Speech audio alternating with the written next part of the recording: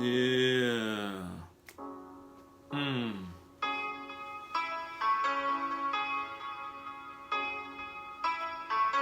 Sister Locksmith,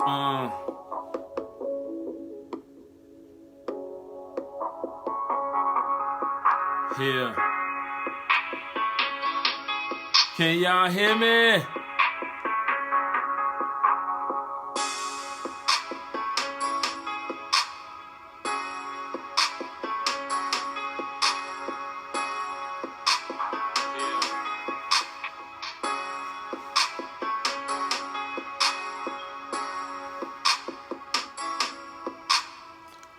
It's the Locksmith. You know how it is, Relationship Wednesday. This that theme music. This that get big music. During this time, I like to let the beat play. Please share this. I think that's what I'm finna do. I'm gonna share something.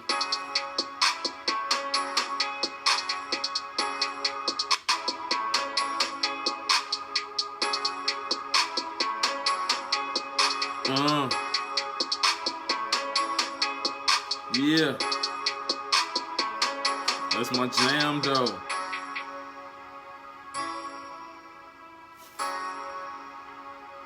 Alright, that ain't what I wanna do.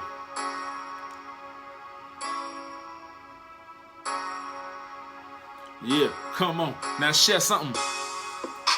Now share something.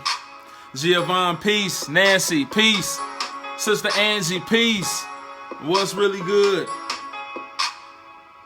Give me like 1 second. I need to share this real quick. It's real important. Because we represent Study the Bible, not the sermon. So we got to make sure that they are part of this. I'm a one-man army up there. I'm a one-man army over here. Shout out to the homie D1.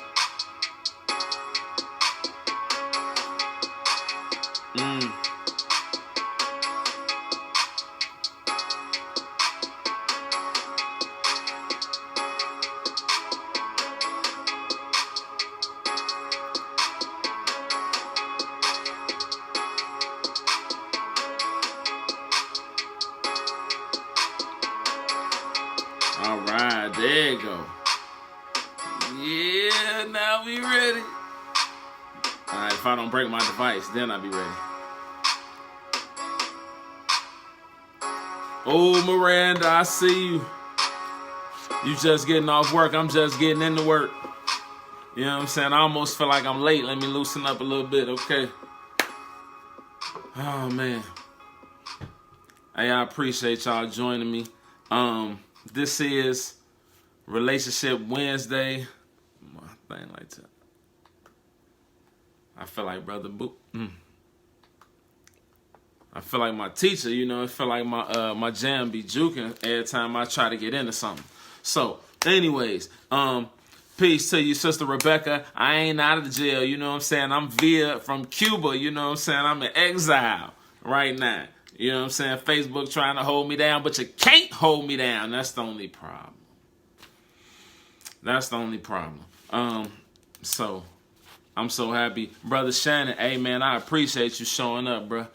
Hey, that's love, my brother. You know what I'm saying? I'm gonna try to do what I do, you know what I'm saying? And hopefully the Lord bless me. You know what I mean? It's always good when the brothers come hold me down. So last week we were talking about loneliness, how to get over loneliness, and you know, I'm qualified to analyze. And just to recap real quick, a couple things that we read. We read about fasting, and we're going to read a little bit more about fasting again today. We read about how when you fast, you're supposed to do certain kind of things, right? Because you would fast to try to get close to the Lord because you're lonely, because you know what I mean, break up, something like that, right? And then we read about 1 Corinthians chapter 7, which I have now dubbed, right? Only the people that's here early gonna get to hear this. No, I'm just playing. I'm gonna say it again. But my new thing that I dubbed 1 Corinthians chapter 7 is the send-off chapter. The send-off chapter. So if you ever catch me and I'm in the comments and I say the send-off chapter, y'all know what I'm talking about. It's a private joke between us. You know what I mean? And it's not a joke. It's actually for real. Right? No LOLs. Right? And the reason I call it the send-off chapter is because, you know, I guess Paul is hard to be understood. So everybody sent themselves off when they was reading it. Right? Because we talked about last week that 1 Corinthians 7 is actually about the gospel, right? It's actually about the gospel. It's actually not about how to get married and how to hook up and what kind of a godly woman do you want and what kind of a man do you need to lead you and guide you and all that. You know what I'm saying? Oh, you been hearing me say that? Okay, cool. As long as everybody been hearing me say it, if you been hearing me say it, let me get a thumbs up. You know what I'm saying? Actually, I was just recapping. So, yeah, the chapter is actually about the gospel, not focused on your feelings at all. All right. So, moving right along then. Today, oh, no thumbs down. Oh, all right. I have to stop reacting so much to the comments. Okay. So, Luke chapter 22 is where I actually wanted to begin today. You know, normally I do my sermon first and then have the Bible back it up. But I think I'm going to do my Bible a little bit first, and I throw a sermon in there a little bit. All right. Luke chapter 22, and I'm going to start this off at verse 24. You know what I'm saying? I got 2 copies. All right, just to make sure I ain't slipping. Just to make sure. Sister Rose, it's all good. The good news is that it's on the internet forever. Don't even trip. And I think you was there last week. That was the first one I seen. Was last week. But 22 and verse 24. And it says, and there was also a strife among them, which of them should be accounted the greatest. And he said unto them, the kings of the Gentiles exercise lordship over them, and they that exercise authority upon them are called benefactors. But ye shall not be so. But he that is greatest among you, let him be as the younger. Right? Because, the younger don't get no love, right? They don't get no respect. Like, boy, stand over there. Why you interrupting me while I'm talking? Right? That's how you do the younger. And he that is chief, as he that doeth serve. Right? So, if you're going to be chief around here, then your service game going to have to be heavy. Heavy service. Right? And then 27. For whether is greater, he that sitteth at meat, or he that serveth? Is not he that sitteth at meat, but I am among you as he that serveth. Right? So Jesus, our example, was a servant. Right? And like I said, I have been talking about that for a minute, right? But that's what we all talk about, right? Or is it? I don't know. I know I don't hear a lot of people talking about this whole servant thing. Like I know one thing I keep saying, that the word servant is the same thing as the word slave. And I definitely don't hear people talking about it like that, right? Save a couple brothers and sisters, right? But Jesus was our example. He was a servant, right? What kind of service did he do, right? Where was he at? Because there's a lot of different kind of services. A lot of different kind of ways to serve God, right?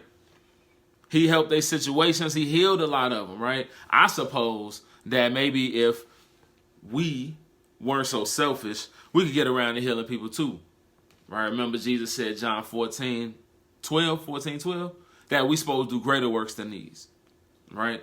And I have to keep saying that out loud, not just to you, but to me too. I have to keep saying that because it's supposed to mean something. I mean, we all keep acting like it means something. We act like the rest of the words mean something.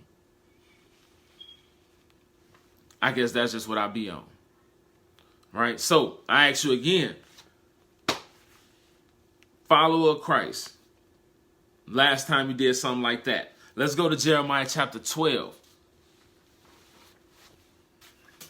When was the last time you did the kind of servant type of your dig that Jesus Christ did. Because that's who we're supposed to be imitating. That's who we're supposed to be imitating. Right? I mean, you could even say Paul. Fine. You know, if you love Paul like that, fine then. What kind of service he do? He went to church every week? Is that what he did? Of course he did, but that's not what we're talking about. We're talking about service. Not service to you. When you go to church, you actually getting service, low key. Right? That's why the pastor gets great honor, right? Because he served you every week. And it's like thousands of us. So, yeah, he get, you know what I'm saying? He kind of honorable. No doubt. No doubt. No doubt. All right. Jeremiah chapter 12. I'm going to kick it off at verse 7. And it says, I have forsaken mine house. I have left my heritage. I have given the dearly beloved of my soul into the hand of her enemies. Right? My heritage is unto me as a lion in the forest. It cry out against me. Therefore have I hated it. My heritage is unto me as a speckled bird. The birds round her are against her. Come, ye assemble all the beasts of the field. Come to devour. Many pastors have destroyed my vineyard. They have trodden my portion underfoot. They have made my pleasant portion a desolate wilderness. Right? So we read this scripture a lot. At least in my church. And, you know, we place a lot of blame. And, you know, maybe the blame is deserved. Right? But I don't know how long they will call pastors. I don't know if they will call pastors in Jeremiah's day. But it says that the Lord has forsaken his house. Right? Left his heritage. Right? Because his heritage was bogus. Bogus to him. Right? So whatever they was bogus, so he said whatever to they. Okay. I got my notes crazy here. All right. So then it says many pastors destroyed the vineyard and made a desolate wilderness, right? So you realize what that means is that since all of the pastors are suckers, right? Since all the pastors are sucker MCs, that means, again, back to what we just read, it's plenty work to do out here. Plenty people to heal, plenty people to teach and serve. In the desolate wilderness. In the desolate wilderness means that you might not always just be ready to just hear everything somebody's saying because there's desolations going on. You know what I'm saying? Like you can stand on the block and preach your gospel, but like it's desolations going on. You gonna try to act like you don't see these desolations while you're talking about? Verse 11. They have made it desolate and they have made it desolate, and being desolate, it mourneth unto me. The whole land is made desolate because no man lay it to heart. Right? I suppose that's why the harvest is great and the laborers are few. Right? Because the whole land is desolate. Like, and it's like, I get it, right? On the spiritual side, right? On the spiritual side, the word is how you bring the people back to the Lord. No doubt. No doubt about it. No debate here. But like I say, on the physical side, right? Over here for the physical side, right? On the spiritual side, I feel you. You know what I'm saying? That's how you get them to the Lord. You wash them up in the mind, you know what I mean? Cool. On the physical side, though, right?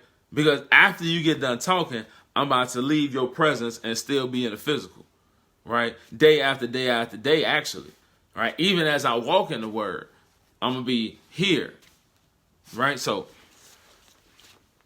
desolate wilderness, right? Right, I'm just making my case. The world is dim to me. I know, right? It's dark outside right now. It's been dark all day for some people, right? And that's why I make my case about, the fact that I should be doing more, right? And I'm going to get to that, right? Now, keeping the commandments. Keeping the commandments. We know that keeping the commandments is the whole duty of man, right? I got Ecclesiastes chapter 13 right here. I don't know if it's 13 or is it 12 or 13. Somebody help me out. Where it say the commandments is the whole duty of man. Somebody quote that for me, please. You gotta type fast because my phone's slow. The keeping of the commandments is the whole duty of man. Fear God and keep the commandments. That's what it is. Ecclesiastes is chapter 12, verse 13. That's why I said that. Right? We know that fear God and keep the commandments. That's the whole duty of man. Right? And woman is part of man, right? So that's the whole duty of a woman. Fear God and keep the commandments. True, true, true, true, true, true, true. Now, New Testament style. Because everything else in the law, Jesus came and put some sauce on it. You know what I'm saying? Everything else in the law, Jesus came and threw some sauce on that jam. Right? So I want to go read about what kind of sauce Jesus put on top of fear God and keep the commandments, whole duty of man. And as long as you got that, you know how they try to say, you know what I mean? Not they, you know how, we all assume together. Fear God and keep the commandments. So that means, we could really rip out the other half of the Bible, right? Because fear God, keep the commandments. That's it. I'm good. All right. Luke chapter 17. I'm so thirsty to read this. Luke chapter 17 and verse 3. I'm going to turn there just in case. Make sure I'm keeping it tight. Matthew, Mark, Luke.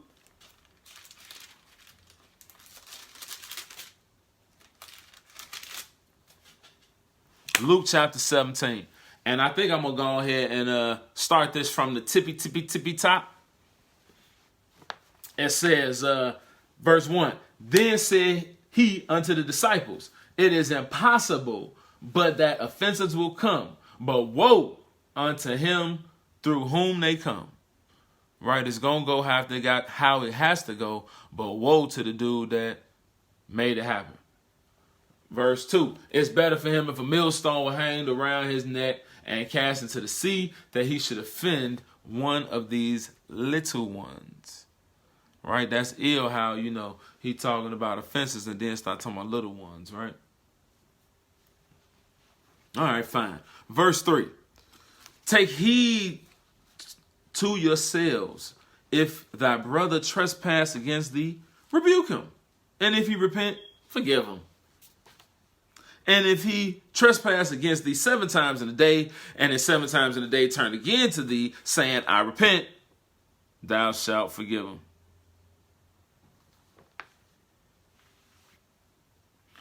I'm not going to stay on the fact that it say that he shall say to turn again to thee, saying, I repent. It don't say that he got to do a whole lot. It kind of just say that he turned and said, I repent. All right. Yes, ma'am. 13 for sure. The whole conclusion of the matter, fear God, keep the commandments, whole duty of man. Right? That's just the burger though. Here come the sauce. Here it come. Verse 5. And the apostle said unto the Lord, Lord, increase our faith. Right? Because he just told him, man, if your brother turned and said, hey, man, I'm sorry, man, forgive me. And he said, you got to do it. They said, man, increase my faith, man. And verse 6. And the Lord said, if you had faith the grain of a mustard seed, you might say to the sycamore tree, be thou plucked up by the roots and be planted into the sea, and it would obey you.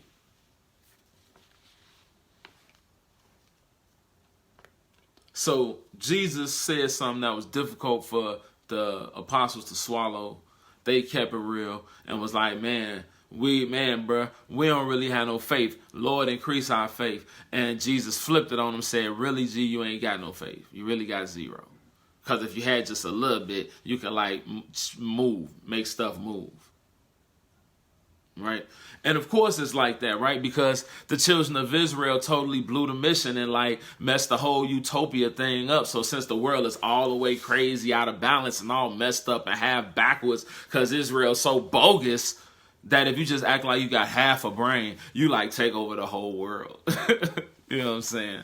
Like, that's how, a good rapper, who didn't graduate high school leaving, become half a billionaire, because it's like, yeah, it's easy to manipulate Israel, get them to do a whole bunch of stuff that go totally against them, and then everybody want to be them, so you take over the whole world, and it's like, everybody like, I mean, not take over like we're going to let you run nothing, but like take over like you be everywhere and all the screens and stuff like that, right? So, same kind of thing. If you just had a little bit that much faith. And that's why I be talking that stuff about believing the Bible when it say John 14:12, we're going to be able to do greater works than these, right? Because I feel like it's an easy move to allow me to do greater works, because ain't nothing cracking out here. Like, right? We all make fun of the people on TV preachers for fake healing people. But I mean, how many? There she go. What up, Savannah? What's really good, family? I was just talking about these TV preachers and how they be fake healing people. I guess they fake. I don't know. But then I was thinking about how many people I ever seen healed in real life then. And why not? And what's that mean? What's really good with that? I mean, I know what I know. I know the truth, and you can't take that from me. But, like, what about this other part? And that's what we exploring on Relationship Wednesday. So that's what we're going to continue to do, right? So all you had is a little bit, and you can do a whole lot of bit, right? Verse 7. But which of you, here you go right here. Here you go. This the sauce, all right? We was just talking about fear God, keep the commandments. That's the whole duty of man. That's the burger. Jesus about to put the sauce on it right here. Verse 7. But which of you, having a servant plowing or feeding cattle, will say unto him by and by, when he has come from the field, go, sit down and meat? And will not rather say to him, make ready, wherewith that I may sup. Gird yourself, serve me, till I have eaten and drinking, and afterwards thou shalt eat and drink. Right? Verse 9. Doeth he thank that servant because he did the things that were commanded of him? I trow not. Right? I really wish I had somebody I could talk Shakespeare talk with, where I could say thou and thus. I think it's pretty dope. Straight up. But anyways, Jesus is basically saying here, he got a servant. You got a servant. Imagine you got a servant. I know it's hard for Israel. I know it's hard. We're in America. It's hard to imagine. But let's try to imagine. Let's try to walk. Let's try. Okay, let me think. Hold on, wait. Okay, yeah. I think I got some money. Okay, so I got a servant. And I say to the servant, hey, you out there getting my non-GMO vegetables, because you know how I do. You cultivating it with, non-GMO manure, you know what I mean? None of that fake stuff at all. Hey, bring me some food into the field. Out from the field. Gird yourself. Get your stuff ready to serve me. I'm going to eat. Then after I eat, then you can eat. And it's all good because I pay your way and it's all love. Don't even trip. Right? For sure. That makes sense to me. That's what you're supposed to do. And then he say, do you thank your servant because he's thank? You thank him because it's polite, but you don't get no special privileges because you brought the food in and cooked it. Like, I actually pay you to do that, right? So, I trow not. And trow, of course, means to think or believe, right? So, Jesus is saying, do he thank the servant because he did the things that was commanded of him? I think not. I think not. Right?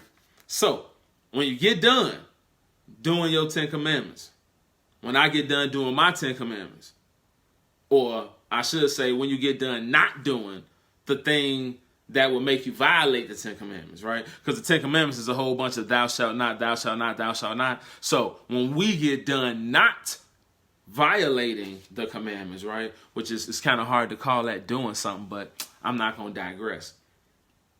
Then, after you get done not doing the commandments,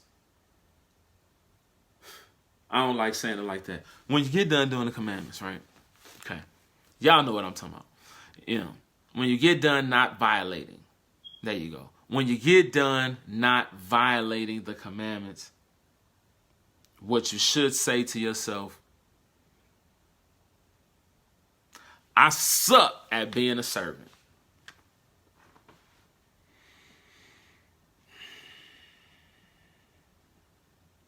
I had to take a second and breathe because I know how much of a struggle it is just to do the doggone commandments. And then when you finally get them up and you finally master them and you finally stop doing the adultery thing and you finally stop talebearing and you finally stop coveting what's not yours and you finally stop breaking the Sabbath day. Oh my God, and you finally stop getting the idol out of your mind. You finally get yourself out the way because you are the only God that you might put before the Lord.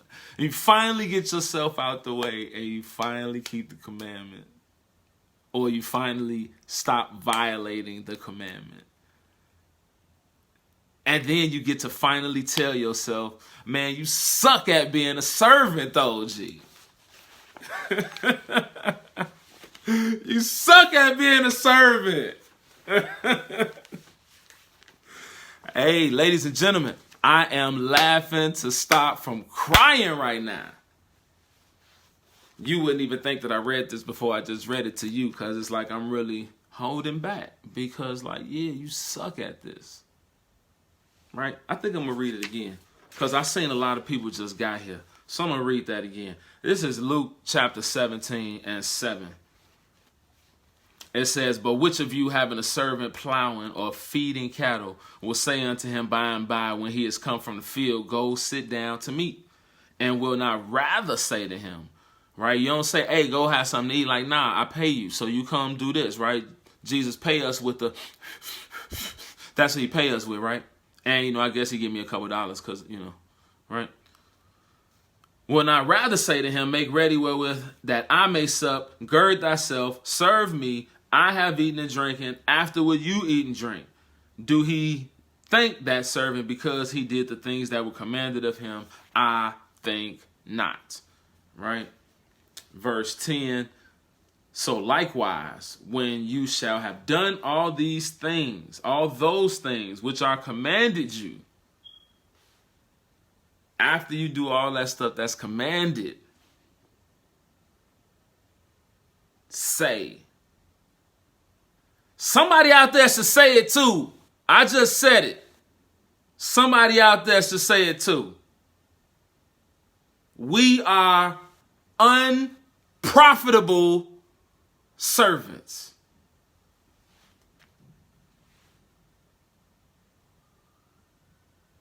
Why are we unprofitable? Because we have done that which was our duty to do. Oh my God, man. Jesus wept, man. Oh my goodness. Because we did what we were supposed to do. We suck at this because we did what we were supposed to do. All right. Okay. Moving along. Just working for the paycheck, right? Because I was just thinking, thank you for that, Sister Sharonda. Ooh, my light went out. That's how bad I am at being a servant. I can't keep the lights on in here, bro. No, real. This thing on or something, man. All right, it's old school now. It's old school. See the light in the back. That means we hiding from the police because shadow out there. Because I suck at being a servant. Lord have mercy. All right. Just like it is in the real world, or in the secular world rather. If you show up and all you're interested in is a paycheck, even if you work for McDonald's, if all you're interested in is a paycheck and you just come straight to get the check and you don't do nothing extra, you don't wipe down nothing extra, you can't stay 3 seconds past your shift, bro, you gonna get fired, bro. You gonna get fired, bro. So when you think about it like that, it's like, of course you suck at it. Of course we suck at it. Because we looking at it like it's a job. Like we doing this because we trying to get paid at the end. All right, fine. Jeremiah chapter 2, please. Oh, man. You wouldn't have... All right.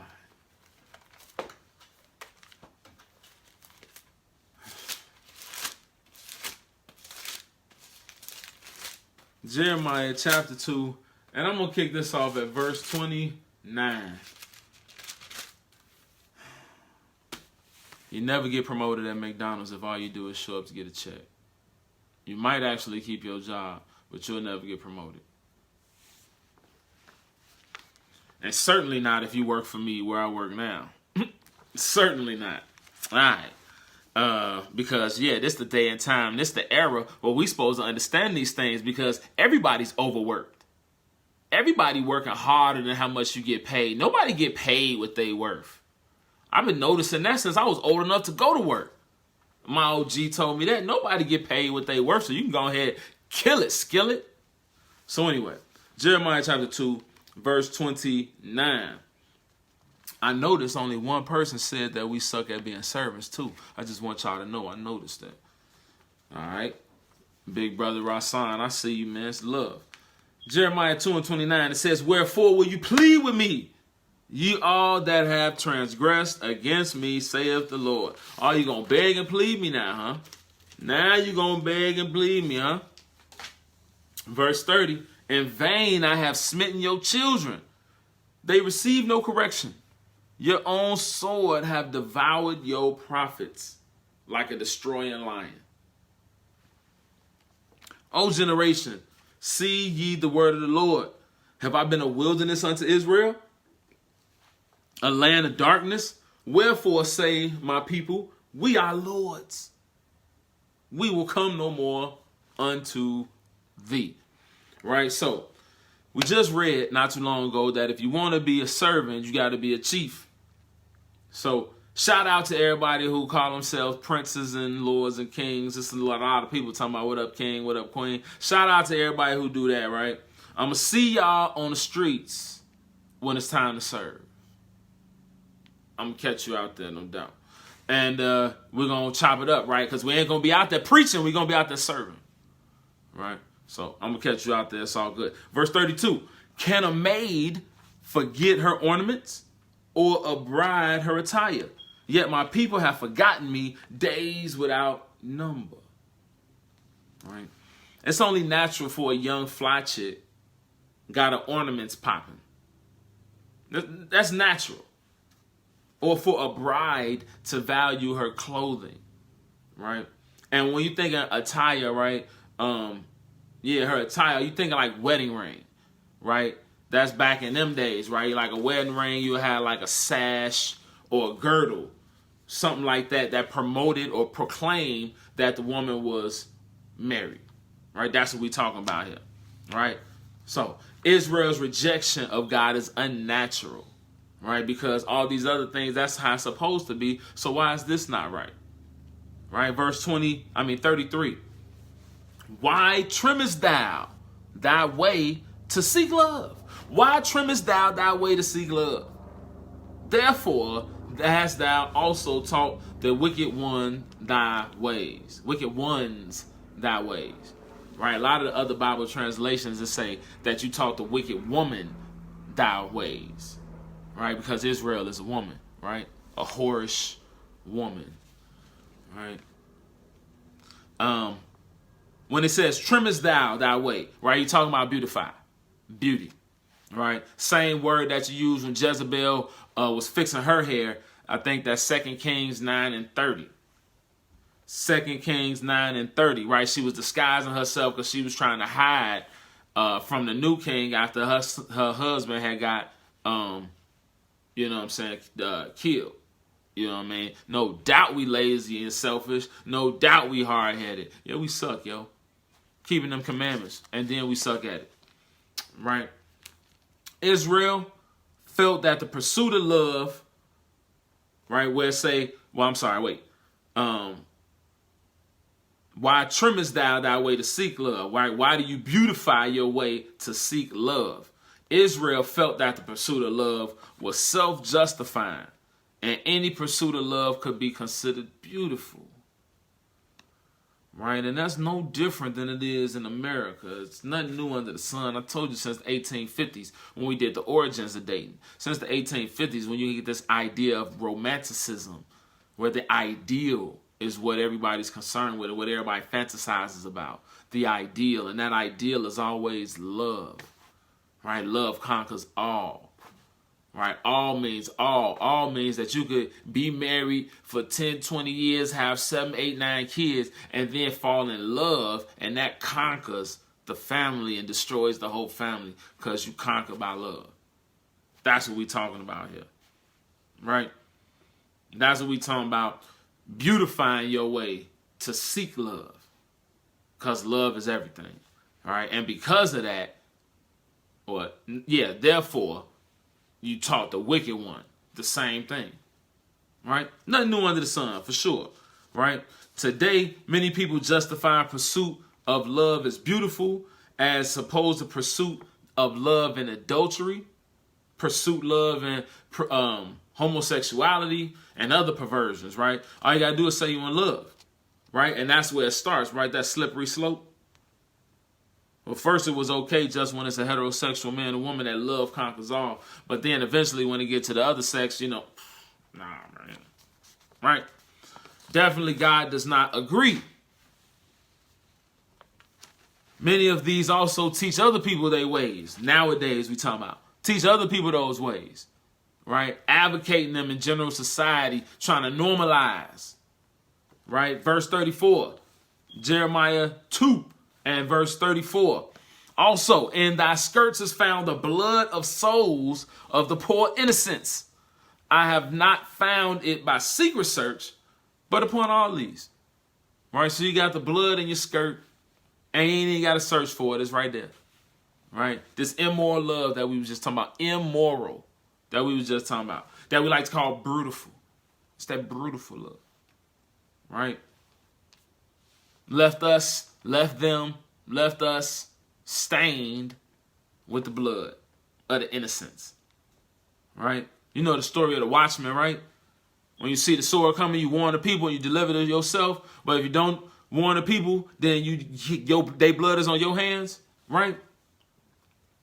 I wonder what happens if you've been fornicating with somebody for a long time and then because, maybe I guess you try to get your life right, or, because your relationship wasn't according to righteousness, it's hard for them to hear the gospel at your word. I wonder, what kind of blood are you responsible for in that case? Hard to hear the gospel when the person who's trying to preach you the gospel just effed you over. Yeah, that's why you're going to receive the greater condemnation. The teachers. Right? I don't have an answer to the question, by the way. But sounds like innocent blood to me. Right? They could have turned to Christ if you would have just act right. Eek. Right? So then, we're getting down to it. So then. Now, how? How, Sway? How? That's what we want here. We want the how. We want the application. Right? Not the application you fill out. Like the application, what am I going to do?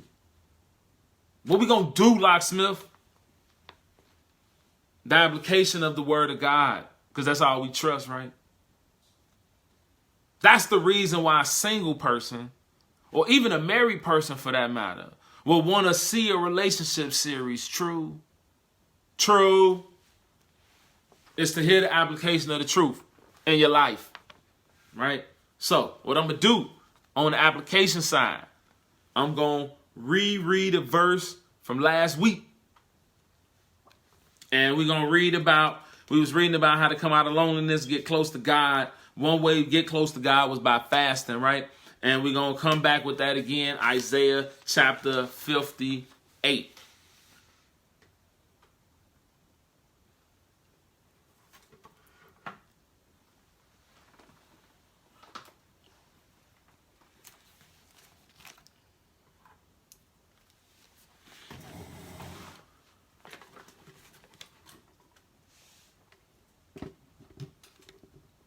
No, okay, cool.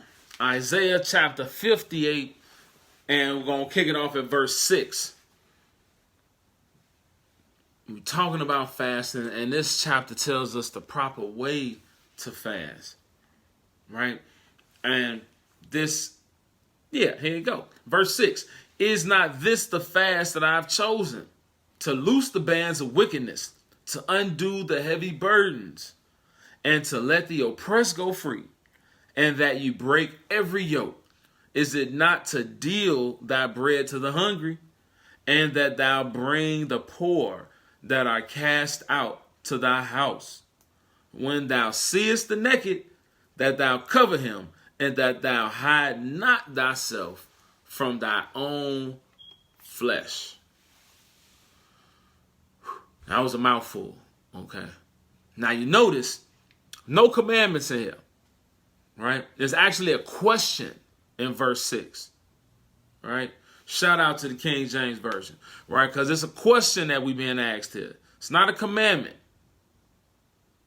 Right? So, the fast that is toward God, that you're getting close to him because you're trying to get out of loneliness, right? We talking about practical, what you do. So when you're lonely and you're going through it, or you're depressed and you're going through it, or you're afflicted and you're going through it, or you feel like you're forsaken and you're going through it, you fast, right? Okay. Maybe you talk to somebody that's wise enough to say, okay, they tell you how to fast and some scriptures to read about fasting, and then you get to fast. Okay, you should fast, right?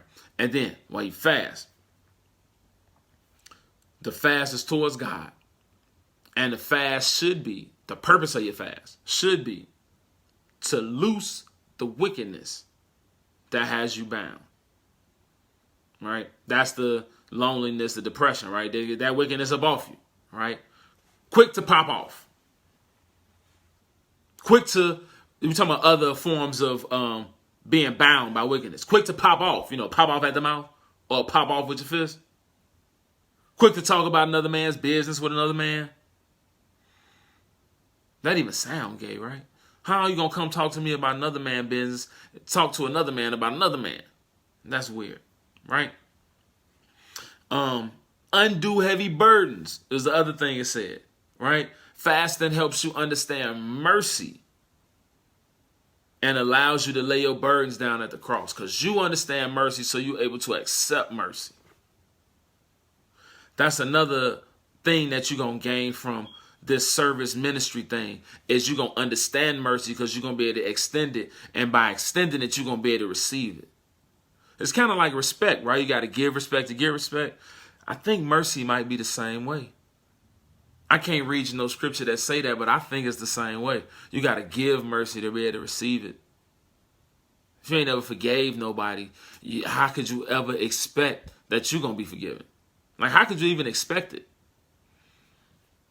Right? Free those who are oppressed of sin, right? Fasting allows you,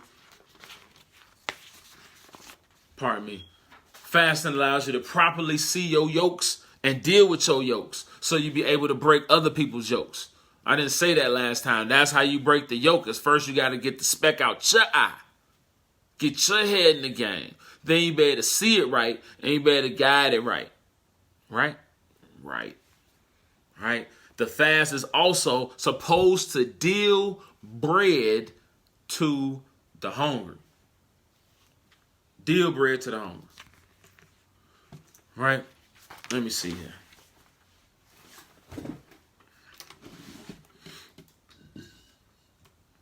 Let's see.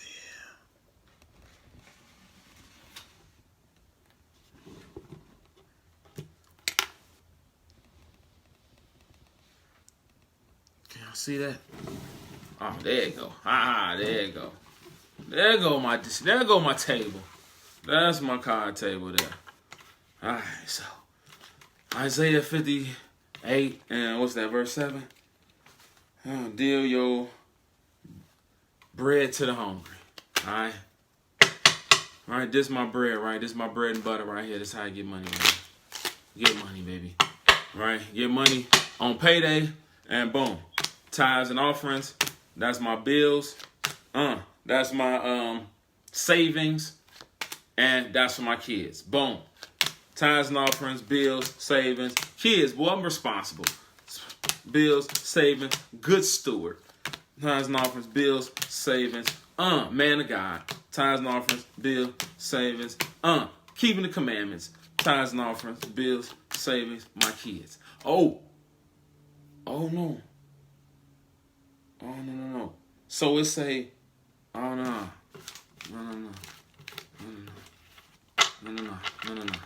while I'm fasting. No, because I'm fasting, right? So I'm supposed to go tithes and offerings, my kids, savings. What was the fourth one? Oh, my kids, savings, tithes and offerings, bills, and then for the hungry, and then for the destitute. Tithes and offerings, bills, savings, my kids, for the homeless. Tithes and offerings, bills, savings, my kids.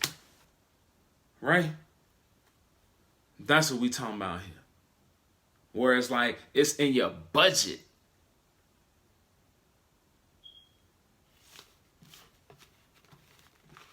That's why I felt like it was important to ask everybody in the congregation to get everybody involved, because it's a budget. It's supposed to be a budget.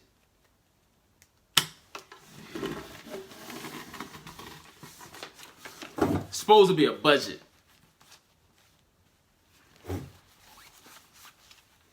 Like every 2 weeks, like you set aside a little portion.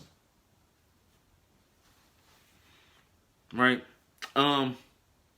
Supposed to set aside a portion. And peep this out too. It don't even say the homeless, right? It don't even say the homeless. Read it again. It say, deal thy bread to the hungry. Right? So, okay, fine. Oh, man. I'm a little excited here. So, okay, fine. So you keep the commandment. You realize you suck at this. So then, okay, I need to feed somebody. It ain't just say the hungry. Right? So now that I've got you, I got 11 people right now. I got all of y'all not thinking about yourself for right now. Good. Now, guess what? It's people that go to your church that's hungry every Sabbath day.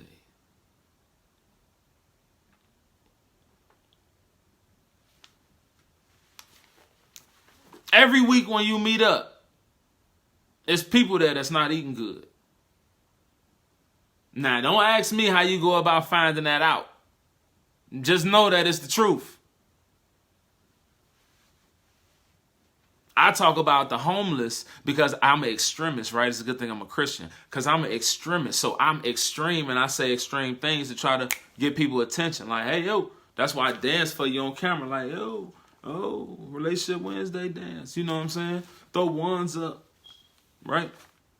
Trying to get your attention. But now that I got your attention, right? Now that I got all of y'all attention, guess what? It's not even that extreme. It's hungry people where you be at every week. Right? If you ain't know, now you know. Go ask somebody. Because they around there. I hear them. They on Facebook. Some of them is on Facebook. All right, now. Okay, I got a few minutes left. All right, my testimony. Turn up. My testimony time. All right. Ever since I made a move to do this Feed the Hungry challenge, right? If you ain't heard about Feed the Hungry challenge, it's going down. I'm definitely going to throw it in the comments. Make sure that you show some fruits. Make sure that you, do something to feed the hungry, right? You ain't got to do that. Make sure you do something, though, right? This is a good thing to do, though, right? Ever since I began to actually do it, right, when it came out of my brain to actually start doing it, it's almost like magical. Like, I began to, think like a servant, right? And it's difficult for somebody who, only child till I was 12, right? To be, at somebody's service, all right? And when I say somebody's service, of course, I mean everybody's service. Because you got to do it to the least of these. You don't even know who the least of these is until you serve them. Turn up, boy. You don't even know who the least of these is till you serve them. But ever since then, I don't try to avoid the ladies at my job, the old ladies, the elders, right? They ask me to do things, right? I try to avoid them, try to dodge them, right?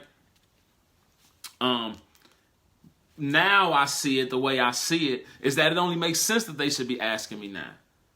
I'm trying to do this great thing with these people who are less fortunate, so it should only be right that everybody else who not as fortunate as me or whatever they not as fortunate as me in should be asking me for help for something. right? To help open this. My nails too long. Do the stapler for me. Help me figure this out. I ain't studied this in school, right? Advise me on this. Pick this up because you did your push-ups today. Look at this, right?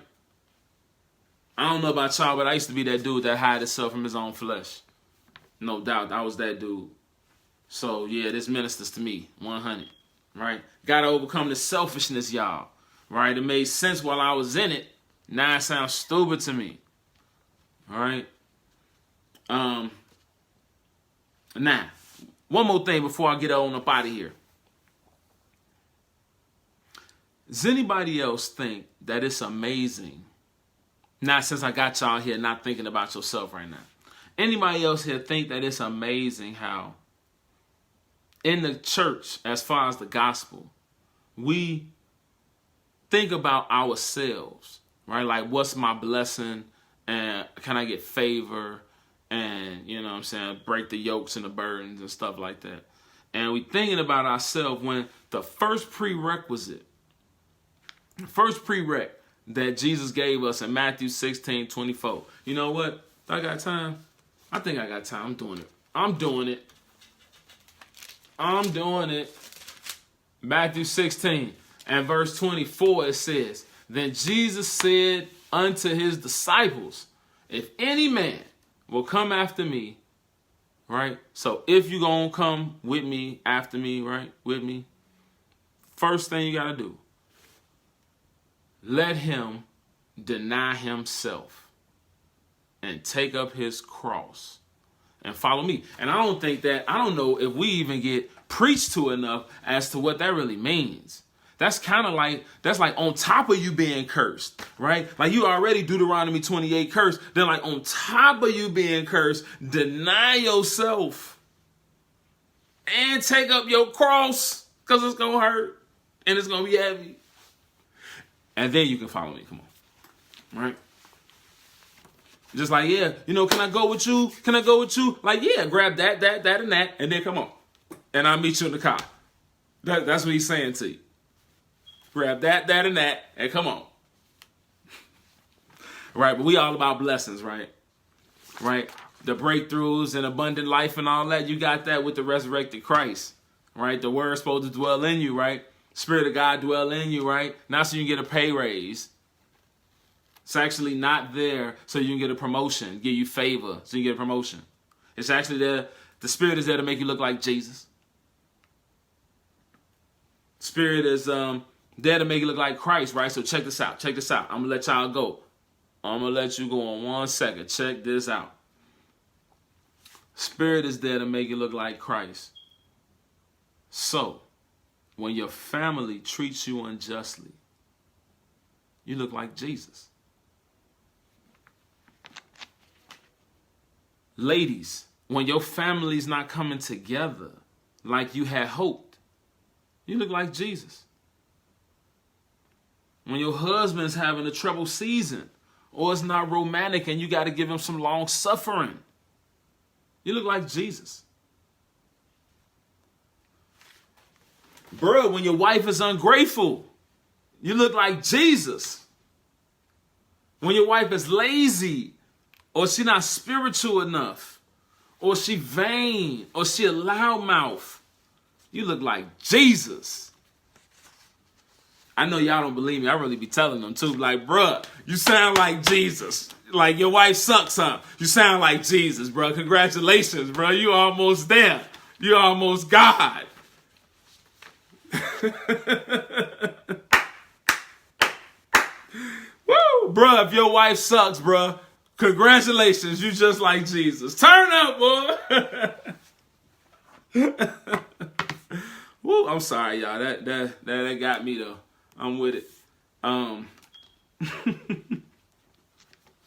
Right, so even when your wife plays the whore on you, you just like Jesus.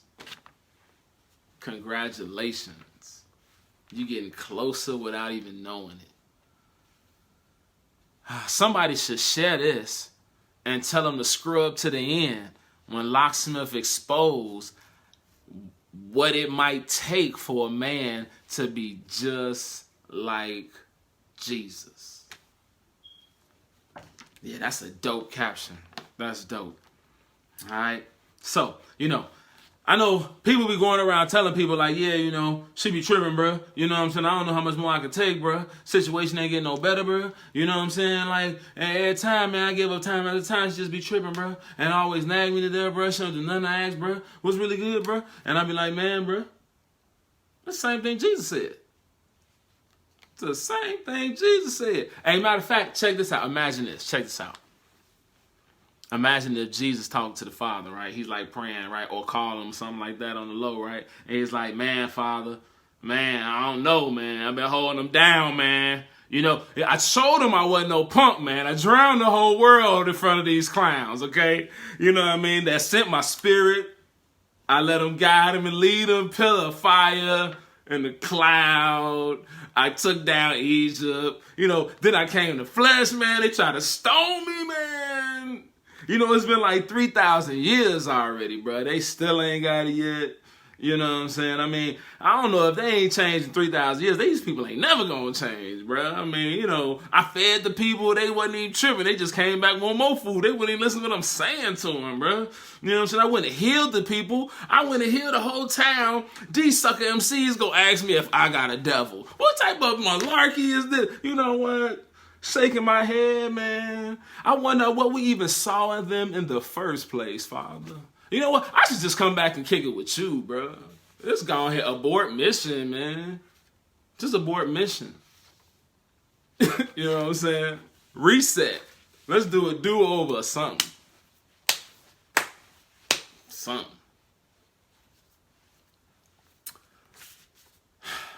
Ladies and gentlemen, that's all I got. The cure for loneliness is service. The cure for being selfish, self-centered, depressed, which I say is a form of selfishness, is to serve other people.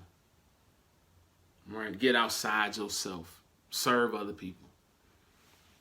I appreciate everybody sticking around for my bald head reasoning. December 3rd, we're going to go out and we're going to walk this revolution instead of just talking this revolution. Right? Instead of barking, we're going to do some marching. All right, shout out to the homie D1 for all the inspiration words, you know what I'm saying? So yeah, if you see that, what's the thing even called, man? I should have it written down here. I don't even have it written down. The Feed the Hungry Challenge. That's what it's called. If you see Feed the Hungry Challenge, make sure you jump on that. Throw a couple dollars at it so that we can go out feed the people. Of course I'm going to go live while I'm out there. Of course I will. Right? Shout out to everybody that's in the comment section. I see y'all. Sister Nancy, I appreciate you. Sister Miranda, I'm glad you made it in just in time. Sister Angie, as always, hold it down. Sister Sharonda. Yeah, it's all time. I was going to say another story, but I'm done. I'm done. Locksmith, knowledge is the key. Relationship Wednesday. Turn.